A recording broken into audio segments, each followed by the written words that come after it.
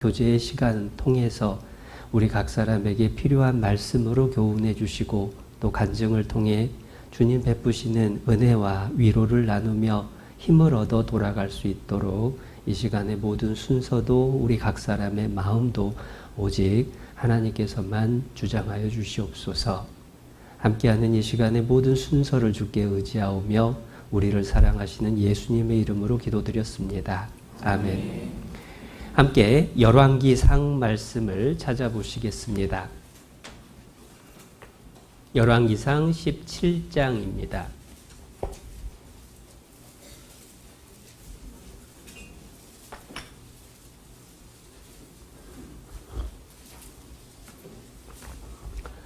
열왕기상 17장에는 줄을 하나 끼워두시기 바랍니다. 그리고 뒤에 계신 분들 앞으로 오시면 자리 있습니다. 밖에 계신 분들이 다른 이유가 있으신 거 아니면 들어오셔서 앞쪽에 자리가 여러 있으니까요. 오셔서 앉으시고 같이 편안하게 교제하셨으면 좋겠습니다. 열왕기상 17장 10절부터 말씀을 제가 조금 읽어드리겠습니다. 저가 일어나 사르밧으로 가서 성문에 이를 때에 한 과부가 그곳에서 나뭇가지를 줍는지라. 이에 불러 가로되 청컨대 그릇에 물을 조금 가져다가 나로 마시게 하라. 저가 가지러 갈 때에 엘리야가 저를 불러 가로되 청컨대 네 손에 떡 한 조각을 내게로 가져오라. 저가 가로되 당신의 하나님 여호와의 사심을 가리켜 맹세하노니 나는 떡이 없고 다만 통에 가루 한 움큼과 병에 기름 조금뿐이라. 내가 나뭇가지 두엇을 주어다가 나와 내 아들을 위하여 음식을 만들어 먹고 그 후에는 죽으리라. 엘리야가 저에게 이르되 두려워 말고 가서 네 말대로 하려니와 먼저 그것으로 나를 위하여 작은 떡 하나를 만들어 내게로 가져오고 그 후에 너와 네 아들을 위하여 만들라. 이스라엘 하나님 여호와의 말씀이 나 여호와가 비를 지면에 내리는 날까지 그 통의 가루는 다하지 아니하고 그 병의 기름은 없어지지 아니하리라 하셨느니라. 네, 14절까지 읽어드렸습니다. 인사드리겠습니다. 안녕하십니까? 안녕하세요. 반갑습니다. 네, 아무도 안 반가운 걸로 알고 빨리 끝내고 내려가도록. 반가우세요? 네. 감사합니다. 이런 자리가 불편합니다. 언제 올라와야 되는지도 모르고 그냥 눈치 봐서 올라왔습니다. 방금 읽었던 열왕기상 17장의 내용은 아마 성경을 읽다가 인상적인 사건으로 기억을 하실 거예요. 아합이라고 하는 왕이 이스라엘을 다스릴 때에 이 이세벨이라는 아내 때문에 바알신 아세라신을 섬기는 그 영향이 우상 숭배가 가득하게 됐습니다. 하나님께서 거기에 대한 경고로 이제 가뭄을 명하셨죠. 그것을 엘리야가 전하고 엘리야도 이제 가뭄 속에서 살아야 되니까 먼저는 그릿 시냇가로 하나님이 인도하셨어요. 시냇물을 마시고 까마귀가 주는 음식을 먹고. 그런데 가뭄이 지속되다 보니까 물이 말라버린 겁니다. 그럴 때 하나님께서 이제 사르밧이라고 하는 동네에 가서 한 과부를 만나게 하셔요. 그리고 그 과부를 만나서 엘리야를 공개하게 하셨는데 신기하게 또 그 상황이 사르밧 과부 입장에서는 정말 어려운 시점이었습니다. 먹을 게 다 떨어져서 이제 밀가루 조금 그리고 기름 조금만 있어서 이거 가지고 마지막 떡 하나 만들어서 아들하고 나눠 먹고 이제 죽는 수밖에 없구나라고 하는 마음으로 이제 땔감 주우러 나왔을 때에 엘리야를 만난 겁니다. 그런데 엘리야가 물 한 잔 달라고 하니까 아유 가져다 드려야죠. 참 착한 사람인 것 같긴 해요. 물 떠러 가는데 이제 뒤통수에다 대고 엘리야가 한마디 합니다. 그런데 물만 갖고 오지 말고 먹을 것 좀 갖고 와라. 아이고 하나님이 다 아십니다. 나 이거 먹고 이제 죽으려고 작정하고 있는데 어떻게 합니까? 그때 엘리야가 하나님의 말씀을 전해주죠. 하나님이 그 떡을 나에게 먼저 가져오면 이 가뭄이 끝날 때까지 그 밀가루가 그리고 그 기름이 끊이지 않을 거다. 그리고 그 말씀을 듣고 이 사르밧 과부가 예, 알겠습니다 하고 먼저 떡을 엘리야에게 대접을 하죠. 그리고 하나님의 말씀대로 가뭄이 끝나도록 밀가루도 떨어지지 않고 기름도 떨어지지 않는 기적을 경험하는 내용이 여기 열왕기상 17장의 내용입니다. 그런데 이 믿음이 얼마나 훌륭한 믿음이었으면 예수님도 이 사르밧 과부에 대해서 말씀을 해주셔요. 그래서 누가복음 4장에서는 엘리야 시대의 가뭄을 얘기하면서 이스라엘에 많은 과부가 있었는데 그 중에 한 사람에게도 엘리야가 보내심을 받지 아니하고 오직 시돈 땅에 있는 신약 성경에는 사렙다라고 돼 있는데 사르밧하고 같은 지명입니다. 사렙다에 있는 한 과부에게 뿐이니라. 그 과부가 믿음이 특별했기 때문에 하나님이 이스라엘 모든 과부들 다 제껴놓고 또 시돈 땅의 어떤 과부들도 다 제껴놓고 그 사렙다의 한 과부에게 엘리야를 보내셨다라고 칭찬을 하신 거예요. 그러면 왜 하나님께서는 엘리야 선지자를 이 사르밧 과부에게로 보내셨을까? 이 과부가 도대체 뭐가 특별한 걸까? 우리가 생각해 볼 필요가 있다라는 겁니다. 그런데 이 사르밧 과부를 하나님께서는 아마 먼저 다 알고 계셨기 때문에 이 과부에게 엘리야 선지자를 보낸 거잖아요. 그것을 설명해 주시는 말씀이 사실 우리 달력이 있습니다. 집에 달력 다 있으시죠? 달력 6월달 말씀에 역대하 16장 9절 말씀 뭐라고 돼 있죠? 여호와의 눈은 온 땅을 두루 감찰하사 전심으로 자기에게 향하는 자를 위하여 능력을 베푸시나니. 하나님은 온 땅을 두루 살피고 계시는 거예요. 누가 나를 향해서 전심으로 찾는 마음을 갖고 의지하는 믿음이 있을까? 그것을 다 살펴보시다가 전심으로 주를 향하는 사람에게 하나님께서 능력을 베푸시는 거예요. 그래서 하나님께서 엘리야 당시에 온 땅을 두루 감찰해 보시니까 이 사르밧 과부가 보인 겁니다. 야, 이 과부는 전심으로 나를 찾는 사람이구나. 그래서 엘리야를 보내주신 거예요.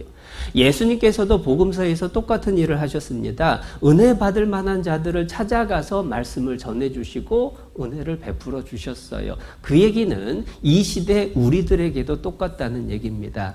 지금도 하나님께서는 온 땅을 두루 살피시면서 누가 나를 전심으로 찾는지 살펴보시고 전심으로 하나님을 향하는 자에게 능력을 베푸시고 은혜를 베푸신다.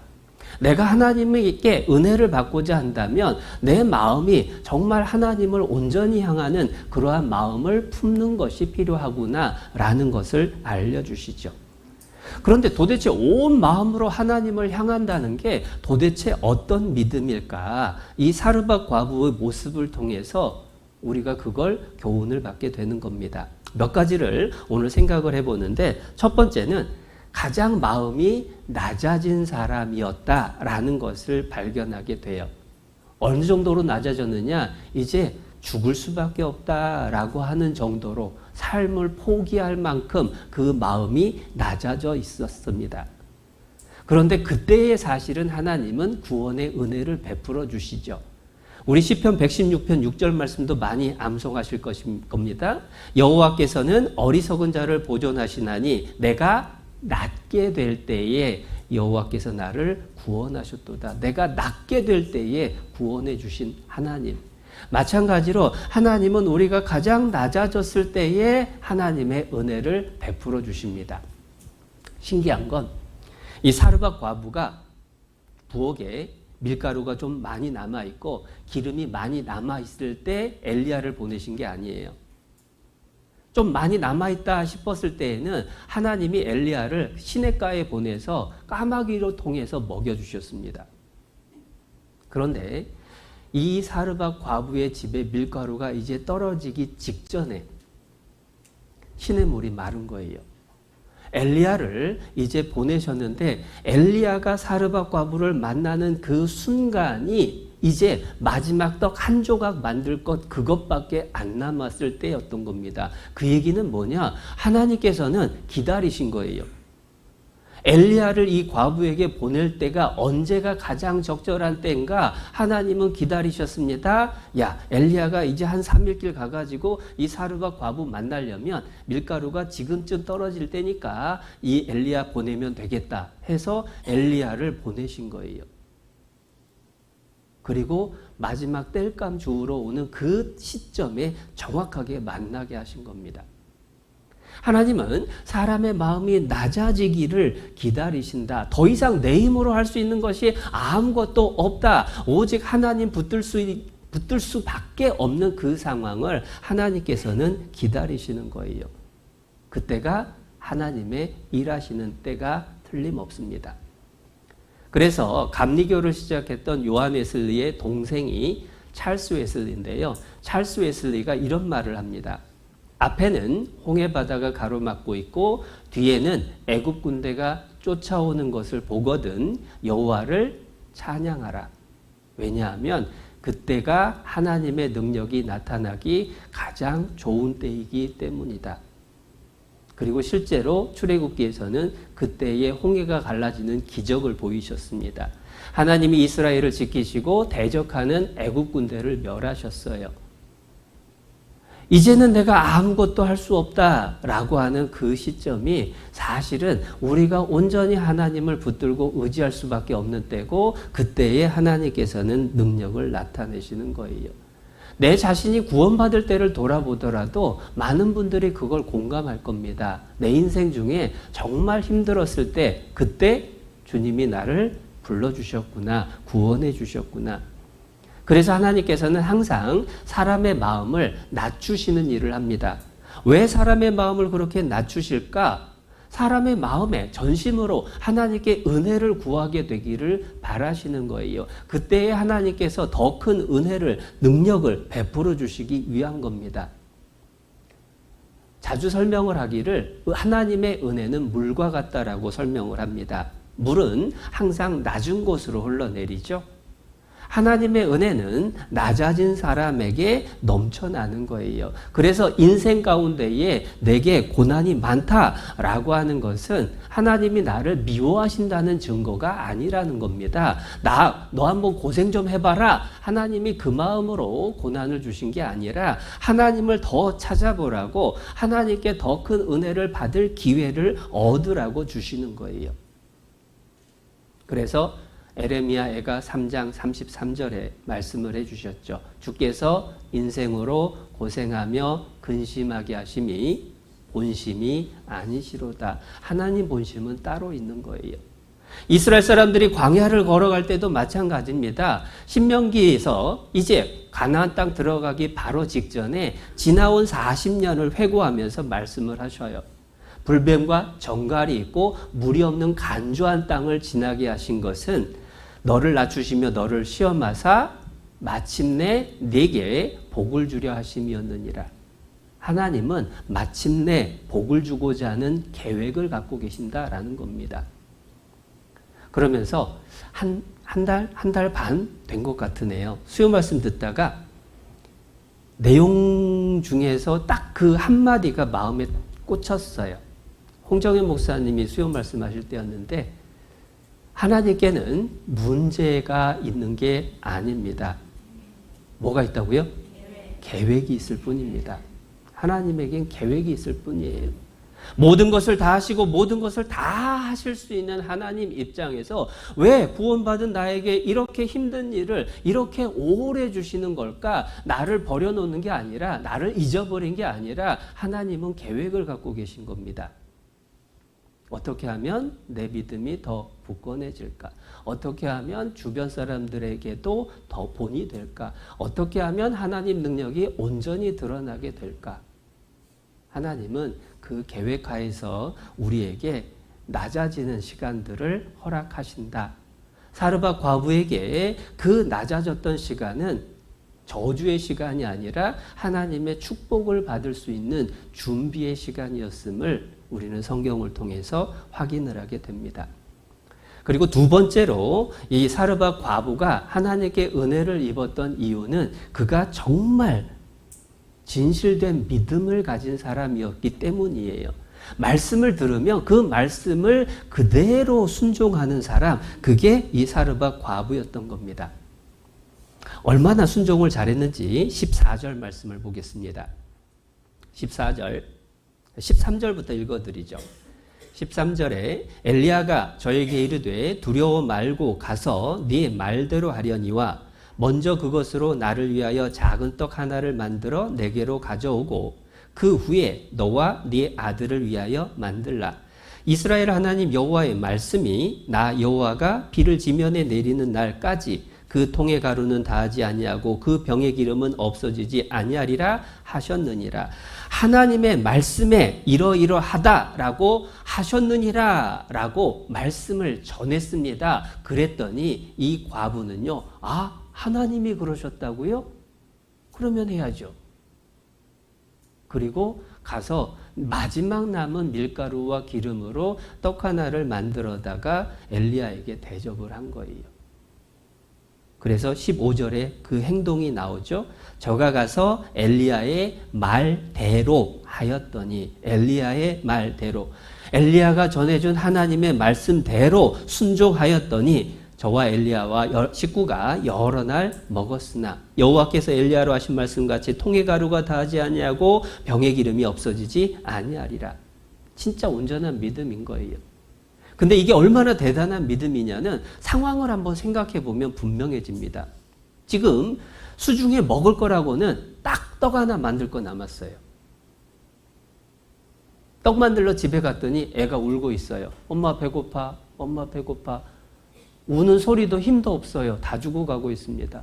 엄마 나 배고파 죽겠어.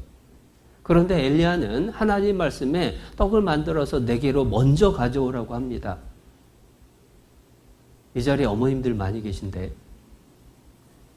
내가 그 상황이었으면 어땠을까요? 아유, 하나님이 하라면 그렇게 해야지요 라고 쉽게 했을까요?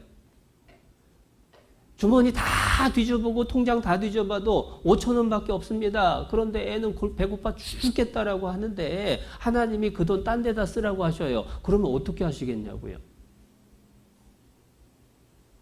그런데 이 사르밧 과부는 그 상황에서 눈에 보이는 상황, 자기가 처한 그 환경을 쳐다본 게 아니라 하나님의 말씀을 바라본 거예요. 사람이 나에게 뭐라고 하느냐 그것을 신경 쓴 게 아니라 하나님이 나에게 뭐라고 하시는지 그것만 붙들고 거기에 따라서 행동에 옮긴 거예요. 불가능해 보이는 상황이잖아요. 세상에 그게 말이 될까? 그런 상황이지만 하나님이 하라고 하셨다면 하나님이 책임지신다라고 하는 믿음을 가지고 그 말씀에 자기의 목숨을 걸은 겁니다. 이제 죽을 생각이었는데 그 마지막을 하나님 말씀에 순종하는 것, 그게 전심으로 여호와를 향하는 사람의 모습이었던 거예요. 그리고 그 믿음을 하나님이 보셨기 때문에 우리 역대하 16장의 말씀처럼 하나님께서 그녀에게 능력을 베풀어 주셨죠. 노아도 마찬가지입니다. 비가 내린 걸 한 번도 본 적이 없어요. 그런데 하나님이 말씀을 하셨습니다. 홍수가 나서 멸망할 테니까 방주를 만들어라. 비를 구경도 못 해봤는데 홍수라는 걸 어떻게 이해를 했을까? 그리고 방주를 만드는 게 하루 이틀도 아니고 적어도 100년 가까운 시간을 매달려서 일을 했어야 되고 주변에서는 다 조롱을 하고 무시를 하고 그런데 하늘은 항상 햇볕이 쨍쨍이고 그런데도 말씀을 순종해서 방주를 예비한 사람, 그 노아를 두고 히브리서 11장 7절에서 믿음으로 노아는 방주를 예비했다라고 칭찬하시는 거예요. 그게 믿음이라는 겁니다. 그래서 믿음은 보이는 것을 의지하는 게 아니라 그 보이는 상황 뒤편에 있는 하나님의 약속을 바라보는 것, 그게 믿음인 거예요. 고린도 후서 5장을 찾겠습니다.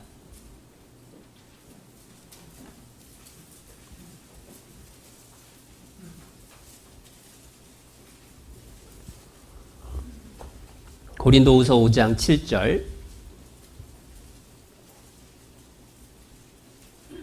5장 7절 말씀입니다. 신약 290페이지. 이는 우리가 믿음으로 행하고 보는 것으로 하지 아니함이로라. 행하는 것하고 행하지 않는 것하고 대비를 했습니다. 믿음으로 행하는 것에 대비되는 게 보는 것으로 하는 거예요. 그러니까 보이는 것을 기준으로 자기 머리 굴려서 계산을 해보고 뭐가 합리적인지 자기 경험을 기준으로 판단을 하고 이성적으로 생각을 해서 계산해보고 따지고 이게 믿음이 아니라는 거예요. 오히려 그렇게 계산 잘하는 사람이 오히려 경험과 지식이 많은 사람이 믿음이 약하기 쉬워요. 오히려 말씀에 불순종하기 쉬운 겁니다. 하나님 말씀이 그렇다 하면 그런 건데 그럴까? 아니면 어쩌지? 이렇게 되는 건 아닐까? 이게 더 낫지 않을까? 그래서 예수님이 어린아이와 같은 믿음이 우리에게 필요하다라고 하신 거예요. 하나님이 그렇다 하면은 그렇구나 하고 그것에 순종할 수 있는 그게 진짜 믿음이죠. 그렇다라고 해서 생각하지 말아야 된다, 따지지도 말아야 된다 그 의미가 아니라 내 생각과 경험과 기준이 하나님의 말씀에 앞서면 안 되는 거예요. 내 생각에는 불가능해요. 아무리 계산해도 답이 안 나와요. 그런데 하나님이 하라고 하면 예 하고 그것을 따르는 것, 그게 진짜 믿음인 거죠.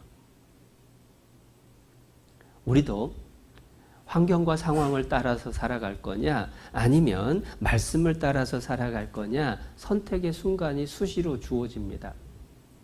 그 선택의 순간에 내가 어떤 선택을 하느냐가 내 믿음의 여부를 드러내주고 그 믿음의 결과, 믿음의 모습에 따라서 내게 주어지는 결과도 결정이 되는 거예요. 근데 이렇게 이 말씀을 드리면 사실 다 아는 거예요. 근데 아는 건 쉬워요. 그리고 그 아는 것을 얘기해 주는 것도 쉬워요. 남한테 얘기해 주는 건 얼마나 쉬운지 몰라요. 근데 내가 당하면 그게 참 쉽지 않더라고요. 전도인이 돼서도 마찬가지입니다. 성경을 공부를 하고 정답을 알고 수시로 듣고 배워서 누가 물어보면 대답을 해줍니다. 그런데 내가 그 상황이 됐을 때에는 정말 고민스러울 때가 많죠. 그런데 그때가 진짜 믿음의 분량이 나타나는 거예요. 예전에 청년 시절부터 친하게 지냈던 형제를 이제 제가 전도인 되고 나서는 10수년 동안 제대로 연락도 못 하다가 이제 오랜만에 같은 지역에서 교제를 하게 되면서 자주 만났어요. 근데 그 못 만났던 시간에 있었던 일들을 얘기를 들었습니다. 저는 전도인 되고 간 이후에 결혼을 해서 가정을 꾸려나가기 위해서 이 일도 해보고 저 일도 해보는 가운데에서 쫄딱 망했어요. 어느 정도로 망했었다라고 얘기를 하냐면 진짜로 오늘 저녁에 뭐 먹어야 되나? 라고 하는 것이 고민이 되는, 먹을 걸 어떻게 살 수 있는 그게 한 푼도 없는 그러한 상황. 그리고 집에는 다 떨어진 상황. 그 상황에서 이제 고민을 하고 있는데 집사님 한 분이 밥 먹자 그러시더래요. 그래서 일단은 식사하러 나갔습니다. 식사를 하고 이제 헤어지려고 하는데 집사님이 주머니에다 뭘 하나 훅 찔러주시면서 가서 뭐 좀 사서 집에 들고 가라고 하시는 거예요. 헤어지고 나서 꺼내보니까 봉투에 액수는 제가 잊어먹었어요. 한 20만 원인가 뭐 그 정도 들었었다고 얘기를 한 것 같아요. 자, 여러분 집에서는 아내하고 애가 있어요. 오늘 저녁에 뭐 먹나 걱정하고 있는 가족이 있습니다. 그리고 이제 내 수중에 돈 봉투가 하나 쥐어졌어요. 어떻게 해야 되죠? 그 형제가 그걸 확인하자마자 교회당으로 달려갔대요. 그리고 그동안 없어서 못했던 헌금을 11조를 하고 그리고 나서 집으로 갔대요. 그런데 정말 감사한 건 뭐냐면 그때 이후로 하나님이 한 번도 부족한 일을 주시지 않더라는 거예요. 이 사르밧 과부 얘기를 듣는데 그 형제의 간증이 떠오르는 겁니다. 비슷한 상황이었어요. 그리고 비슷한 일들을 했습니다. 결과도 하나님이 같이 주시는 거죠. 우리도 마찬가지인 것 같아요. 먹고 사는 일 때문에, 돈 버는 문제 때문에 많은 시험을 당하게 되죠. 그런데 그때에 실은 우리의 믿음이 드러나게 되는 겁니다. 그런데 그 믿음이라고 하는 건 구체적으로 어떻게 표현이 될까? 열왕기상 다시 찾아보겠습니다. 열왕기상 17장 13절입니다. 17장 13절 엘리야가 저에게 이르되 두려워 말고 가서 네 말대로 하려니와 먼저 그것으로 나를 위하여 작은 떡 하나를 만들어 내게로 가져오고 그 후에 너와 네 아들을 위하여 만들라. 먼저가 있다라는 거예요. 먼저. 떡을 만들어서 너 먹고 남은 것 좀 나에게 가져다 달라. 아닙니다. 떡을 만들어서 너하고 나하고 나눠 먹자. 그것도 아닙니다. 믿음을 보시기 원하시는 하나님께서 요구하시는 건 뭐냐? 먼저예요. 먼저 그것으로 나를 위하여 떡 하나를 만들어 가져다 달라. 그 후에 너와 네 아들을 위하여 만들라. 먼저. 근데 여러 개 있으면 먼저가 쉽죠. 여러 개 있으면 먼저가 쉬운데 아니 딱 하나 남았는데 그걸 먼저라고 말씀을 하시냐고 그 마음이 들 수도 있습니다. 그런데 그 먼저냐 나중이냐가 사실은 믿음의 모습을 정확하게 드러내 주시는 거예요. 하나님은 우리에게 많이 했냐 적게 했냐 크냐 작으냐 그것을 요구하시는 게 아니라 먼저냐 나중이냐 그걸 물어보시는 거예요. 우리 옛말에 찬물도 위아래가 있어요. 그게 먼저의 의미입니다. 어렸을 적 기억이 아버지께서 밥숟갈 들기 전에는 꼼짝 않고 기다려야 돼요. 먼저 잡았다가는 맞는 겁니다. 왜 그랬을까요? 왜 아버지께서 먼저 잡수셔야만 그 다음에 숟가락을 들고 댈 수가 있을까요? 왜? 그게 질서고 그게 존중인 거예요. 하나님을 존중한다. 하나님을 믿고 따른다. 하나님을 나의 구원자로 주인으로 모신다라고 하는 것은 그분을 먼저로 앞세우는 삶, 그게 필요하다라는 거예요. 그런데 먼저 자꾸 얘기하니까 머릿속에서 자꾸 떠오르는 말씀이 있을 겁니다. 뭐죠? 그렇죠. 네. 마태복음 6장 33절. 먼저 그의 나라와 그의 의를 구하라. 그리하면 이 모든 것을 너희에게 더하시리라. 그런데 이 말씀을 무슨 말씀 하시다가 하셨는지 찾아보겠습니다. 마태복음 6장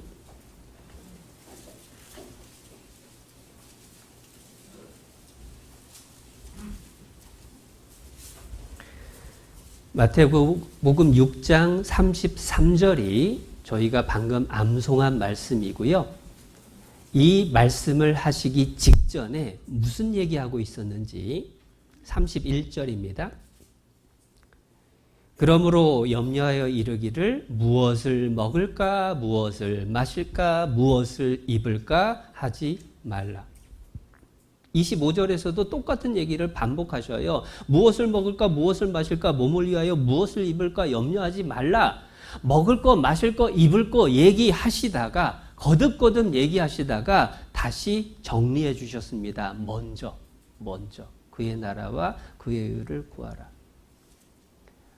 그리고 그 먹을 것 입을 것을 얘기한 게 또 무슨 얘기하다가 그 얘기가 나왔느냐? 바로 앞에 24절이죠. 한 사람이 두 주인을 섬기지 못할 것이니 혹 이를 미워하며 저를 사랑하거나 혹 이를 중히 여기며 저를 경히 여김이라. 너희가 하나님과 재물을 겸하여 섬기지 못하느니라. 먹고 사는 문제, 돈 버는 문제, 그 문제 얘기하시다가 먼저 그걸 말씀을 하신 거예요. 그 먼저를 분명히 하는 것이 믿음이고 그 순서를 뒤바뀌어 놓는 게 불신일 뿐만 아니라 하나님을 경멸하는 모습으로 보시는 거예요. 사무엘상 2장도 보겠습니다.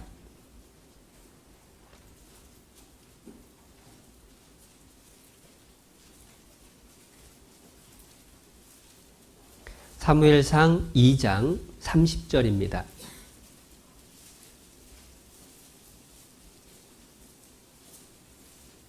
사무엘상 2장 30절.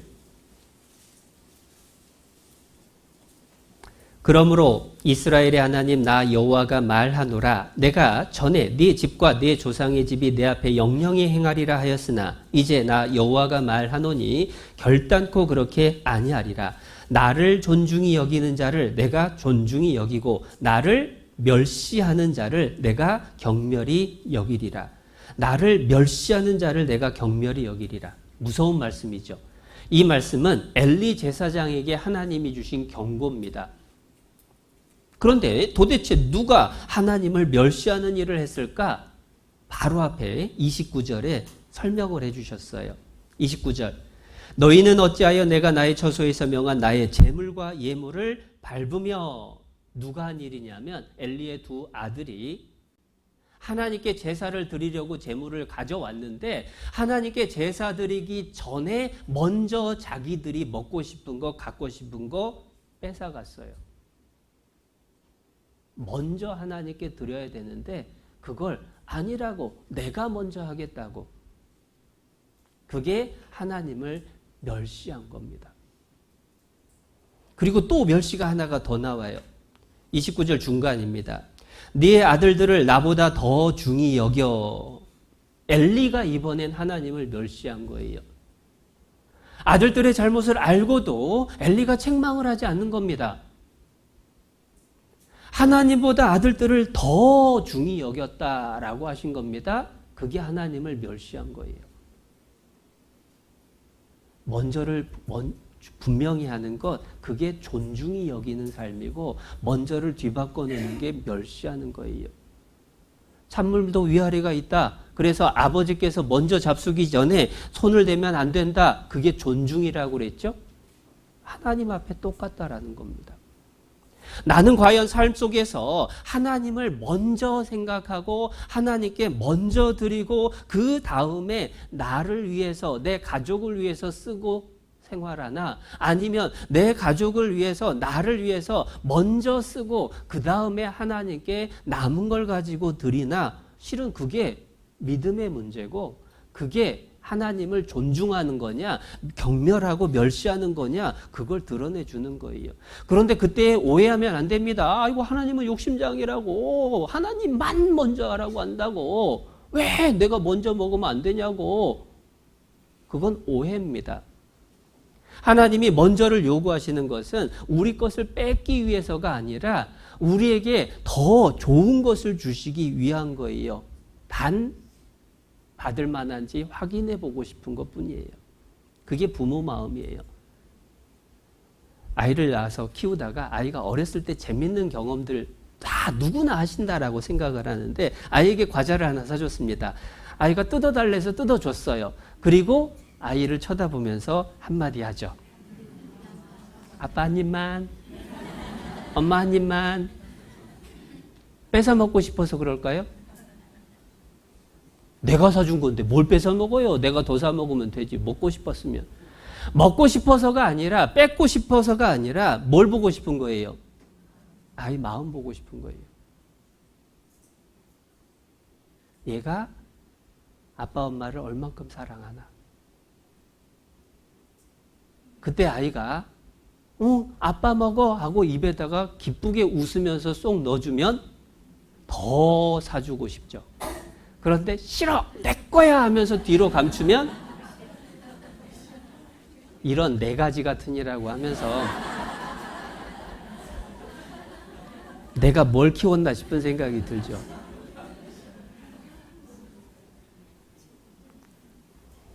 아이에게 한 입만이라고 하는 것은 그 아이 것을 뺏기 위한 게 아니라 아이의 마음을 보기를 원하는 부모의 마음이에요. 사랑하니까 그 마음 보고 싶은 겁니다. 그리고 그 마음이 나하고 통하면 더 주고 싶은 거예요. 하나님 마음이 그렇죠.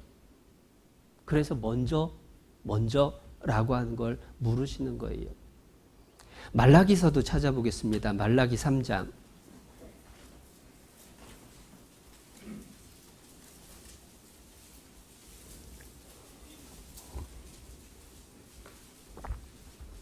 말라기 3장 10절입니다. 구약성경 맨 마지막 말라기 3장 10절. 만군의 여호와가 이르노라 너희의 온전한 11조를 창고에 들여 나의 집에 양식이 있게 하고 그것으로 나를 시험하여 내가 하늘문을 열고 너희에게 복을 쌓을 곳이 없도록 붙지 아니하나 보라. 왜 11조를 말씀을 하셨을까? 우리에게 내놓으라고 하시는 게 아니라 우리의 마음을 보시고 채워주고 넘치도록 갚아주기 원하시기 때문인 거예요. 그래서 11조나 헌금은 시험이 아니라 축복의 기회가 되는 겁니다. 사르밧 과부를 통해서 우리에게 알려주셨습니다. 먼저가 되어 있느냐? 내 삶 속에서 재물을 쓰는 데 있어서 먹고 사는 문제에 있어서 시간을 쓰는 문제에 있어서 먼저가 되어 있느냐? 내 하고 싶은 거 다 하고 내 놀고 싶은 거 다 놀고 내 바쁜 거 다 쓰고 그리고 남은 시간 가지고 하나님과 함께 하려고 하느냐? 아니면 하나님을 먼저 만나고 하나님의 말씀을 먼저 듣고 생각하고 그리고 내가 나머지 시간으로 일하고 있느냐? 그게 믿음의 문제였던 거예요. 그러한 믿음을 가지고 순종하는 사람에게 하나님의 능력이 나타나죠. 다시 열왕기상 17장 돌아가 봅니다.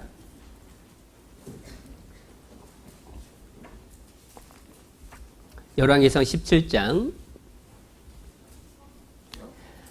15절. 저가 가서 엘리야의 말대로 하였더니 저와 엘리야와 식구가 여러 날 먹었으나 여호와께서 엘리야로 하신 말씀 같이 통에 가루가 다하지 아니하고 병의 기름이 없어지지 아니하니라. 순종했더니 약속이 이루어진 거예요. 순종했더니 능력을 경험하게 되는 겁니다.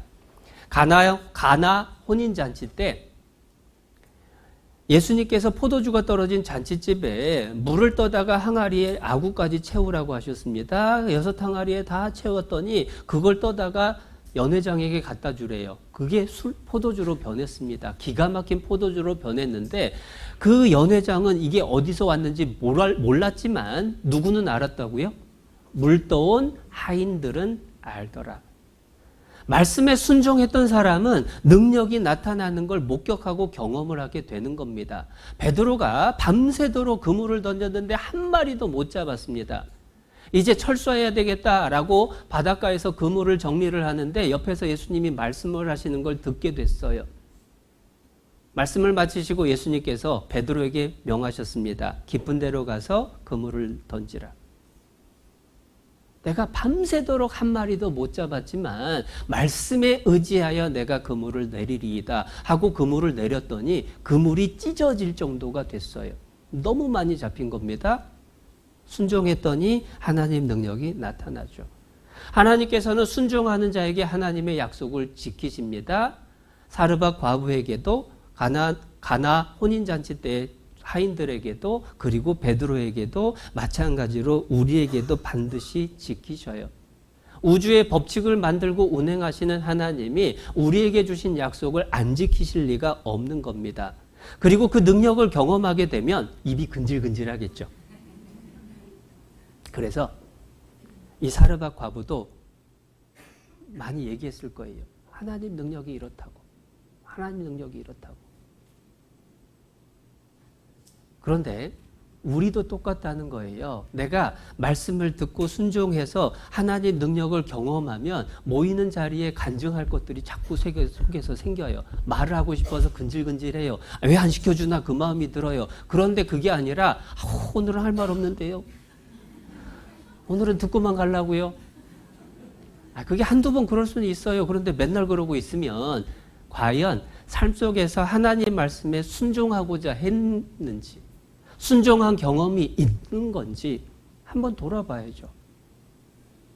내가 바쁘게 산다라고 하면서 하나님 생각 안 하고 살기 때문에 내가 내 욕심과 생각과 경험에 따라서 행동을 하느라고 말씀에 순종하지 못하기 때문에 하나님의 능력도 경험하지 못하고 간증거리도 사라져버린 것 아닌가?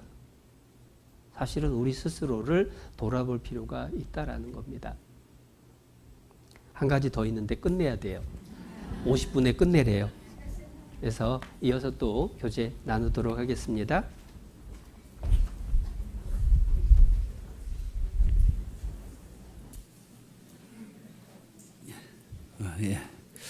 목사님 말씀 감사합니다. 다음은 깨꼬리 같은 후포교회 찬양대. 목소리 정말 좋습니다. 한번 들어보시면은 예술의 전당에서 듣는 만큼 황홀할 겁니다. 후포교회 찬양대 찬양해 주시기 바랍니다.